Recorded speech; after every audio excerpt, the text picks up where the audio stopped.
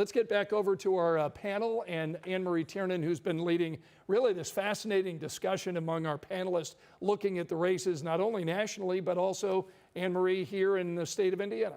Right, and one of the counties that we've been talking about a lot tonight has been Hamilton County, and could perhaps we see some signals in Hamilton County of what might be happening across the country. And Bob's been talking with some of his contacts with the GOP about what's the latest that you're finding about Trump in Hamilton County right now. He's up 4 points with 75% of the vote in.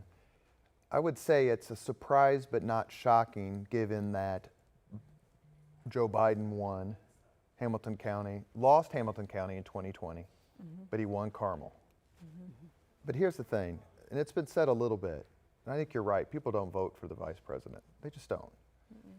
But campaigns matter. And if they thought that we were in any trouble in Indiana, then Trump would have been here, or Vance would have spent time here. But that's just not the case. And if you don't have to make the case and you don't have to spend the money, then that means the grassroots are with you. And that looks like what happened in Hamilton County. I'm telling you, Mario, I don't know if you're watching, Mario, but you are the kingmaker. They do a fabulous job up there of getting out the vote, and it shows. Yeah, I think that's about right. And I think the margins that you showed me earlier with 75% reporting, it seems similar to what we saw in 2020. So I don't think there's going to be that much of a difference in the end. But I am curious to see what shakes out with some of these state house races in that area, because we know that could make a difference.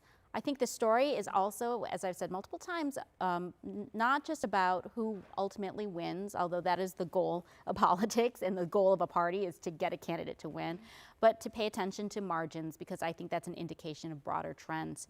And I'm thinking here on a time horizon that's more than 2 years. I'm thinking 10 years, 15 years. You know, if we see these trends change over time, you know, what could that indicate?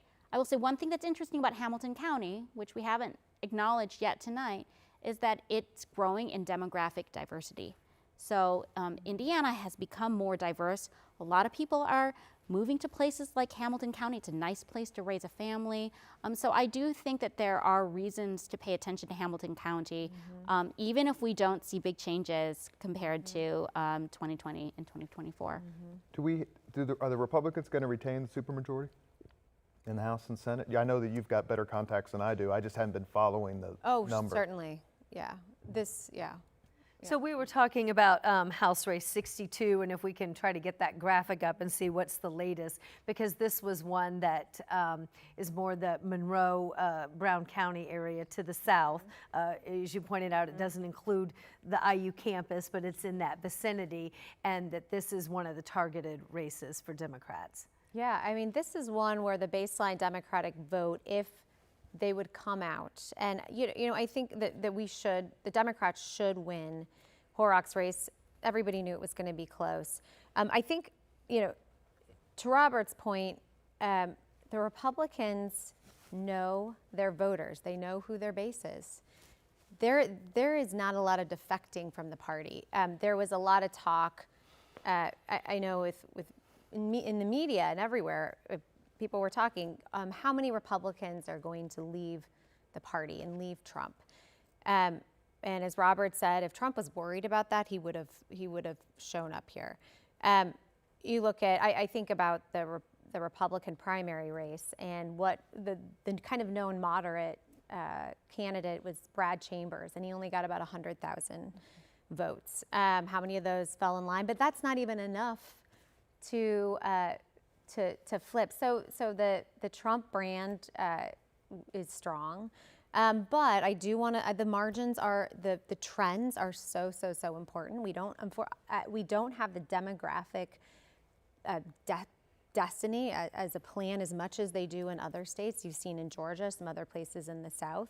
There's a little bit, but that's marginal. But you'll see that play into future legislative races more than statewide because we just don't have those numbers. So we do want to bring that graphic back up that has Horrocks on there, who is trailing at this point right now, 48 to 52.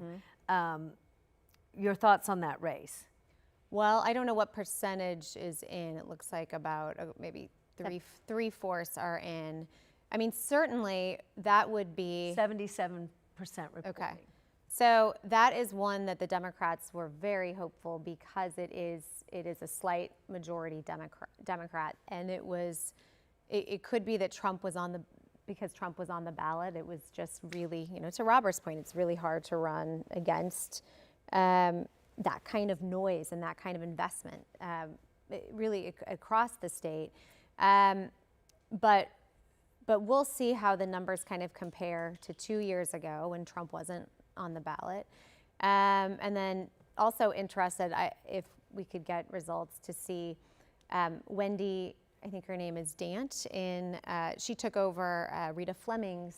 So she's technically the incumbent, but she's new. And I just mentioned this because there is a scenario that the Democrats could actually lose a seat this cycle, which, I mean, that was definitely not expected, especially because, and thank you, Robert, for mentioning this, we had incredible candidates this time around. They all just were some of the best I've ever seen run in the Democratic Party. And it's really, I think it's hard. You have to do some soul searching perhaps, but you've got great candidates and you've got money invested. And so then you really go back to, like, are we locked in jail with the key thrown out? Like, what are we doing? Well, if the Democrats can come back from the Civil War, and the Republicans can come back from the Great Depression, and the Republicans can come back from Watergate, I mean, anything's possible, right? Like, as a party, we don't want to be cocky. If we produce and we and avoid scandal, because if that's the one thing that can really flip a state, is if there's some sort of widespread scandal. Obviously, that hasn't happened, thank God. And we're not Illinois in that regard. And so, the Democrats, to me, have a message. Trump has way more criminal issues than Illinois, but I was talking not about sure how much. State Republicans, governors. okay. If the Democrats are going to come back, Okay, to do me, people care? they're not going to do it internally. They'll have to have some external help. That leads then to messaging and philosophy. One of my all-time favorite Harry Truman quote: "Give the people a choice between a Republican and a Republican, and they'll choose the Republican every time." Harry's exactly right. To me, and I mentioned it earlier, they have a philosophical issue to resolve within the party. Then they can come up with the candidate. Because until abortion's just not going to be it. If it didn't work this time, okay, so then what's the next issue? What's the next issue that motivates voters? The economy. Well, that didn't, work nationally. That, to me, if I was being paid by the Indiana Democratic Party, which I'm not, I would say, you guys got to figure out what you're for and then start hammering. I'd like to ask a question about our governor-elect Braun and his leadership style when we have Micah Beckwith, who we know is somebody who was not his pick. He made some pretty strong statements about, but I'm the boss, but I'm going to be in charge. Kind of walk us through how that would play out and what voice really will a Beckwith have in that kind of environment? Someone's got to be Batman and someone's got to be Robin. And Batman is Mike Braun. And my personal opinion is that he did the exact right thing when he stepped forward. He's the governor. He's the leader of the state. Loyalty in politics is so important. To know you're a team player. You get a reputation as a maverick, as someone who doesn't want to be part of the team, has got his own agenda. That's a tough place to be. And you know what? Lieutenant Governor's office in Indiana has some significant responsibilities. Mm-hmm. They lead some agencies that do incredible work. Suzanne Crouch did an amazing job. Okra, broadband, that sort of thing. Micah Beckwith is going to have his hands full, in a good way, President of the Senate. He's got to have a lot going on. Dr. Borja. I'm not sure I have much to add. I do, I do kind of wonder, how all of these, what the lessons both parties will take moving forward. And I think it's still early. Like we can still learn more about who exactly showed up for this race that's on the wall right now, HD 62. I think Democrats for sure are going to have to take the time to try to understand why they didn't perform as well as they had hoped, and really do some analysis, some soul searching, some consideration of what they stand for. But I would like to point out, I do think Democrats ran on more than just abortion. And I think that was a very key issue, but Horrocks and Stoner, they talked about a lot of different issues. Well, and Jennifer McCormick, Yes. public education was #1. And so I think moving forward, I think Democrats will probably have to do some thoughtful analysis about how they might deliver their message more effectively, and which issues to focus on. And your point earlier about there being a schism between progressive Democrats and more moderate Democrats, that's also true of Republicans. That's true of every party everywhere having to deal with the reality of a coalition and how hard it is to sort of please different factions. And so Democrats, I think, and Democrats in Indiana are not unique in that regard. They're not unique, but they keep getting clobbered. I mean, we're not talking anything about the United States Senate race because we all just assumed Banks was going to win.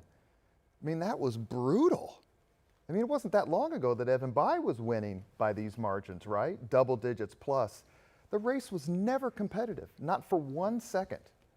And so if these statewide wipeouts keep happening, just like our countywide wipeouts, because I want to be judicious here in Marion County, then you can't sit there and say, but the other part, Republicans have got these problems. Yeah, I'll take our problems. You Democrats can have theirs. And that's been a bit of the narrative. The Republicans got to figure all this out. We're winning. Do you think Jennifer McCormick knew what the situation was going to be tonight? No, I think Jennifer McCormick, from the second she got into it 18 months ago, and to her credit, she started early. She started. Okay, we are going to be breaking into NBC, so we're going to come back with this and talk about Jennifer McCormick as her mindset coming into tonight. In the meantime, let's get over to Scott and Felicia.